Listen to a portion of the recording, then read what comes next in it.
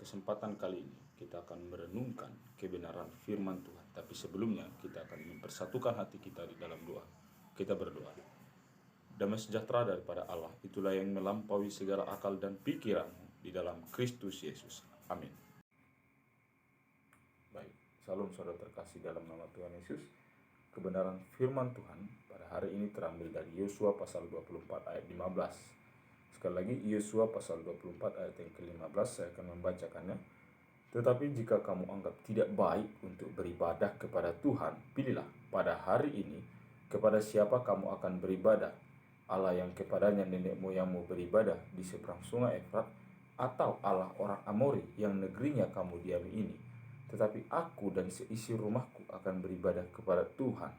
Yosua 24 ayat 15. Saudara terkasih dalam nama Tuhan Yesus, teks kebenaran firman Tuhan ini, kita melihat bagaimana pada saat itu setelah kematian Musa, tongkat kepemimpinan dipercayakan kepada Yosua.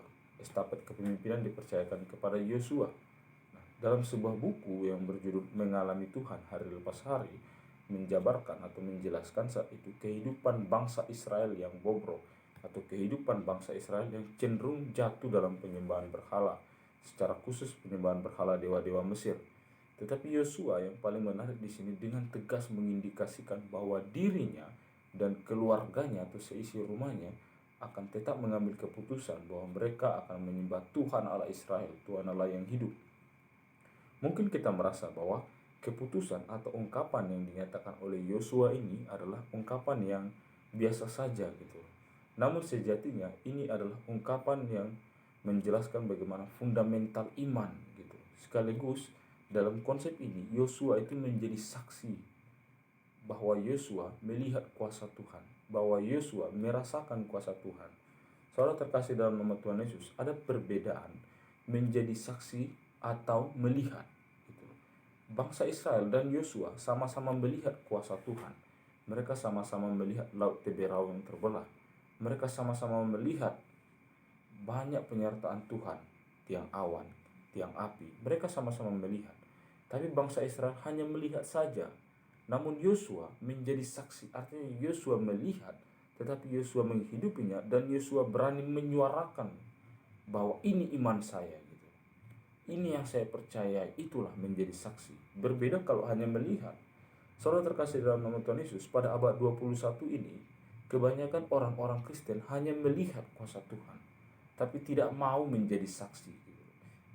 Tidak mau menyuarakan kebenaran firman Tuhan dalam kehidupannya gitu.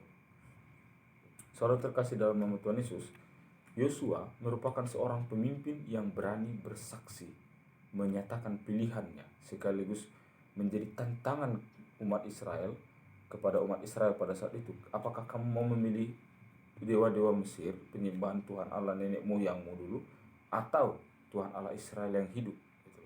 Nah, kadang-kala kita juga diperhadapkan hal-hal yang demikian.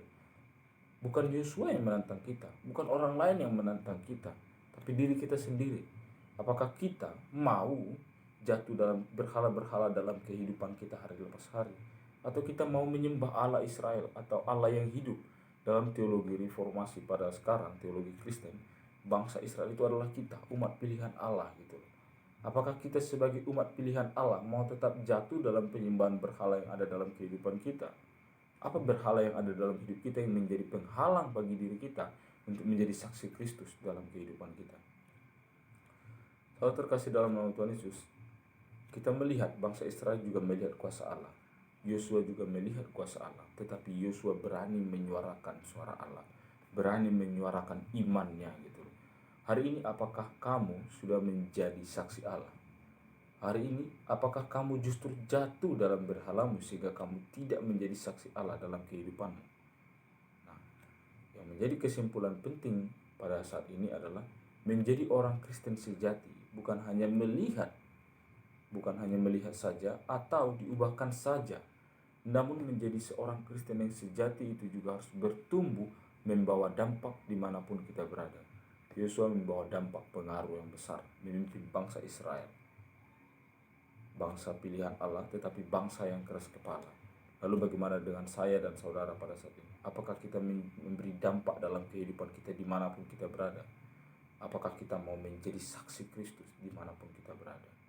Demikian kebenaran firman Tuhan. Tuhan Yesus memberkati. Salam.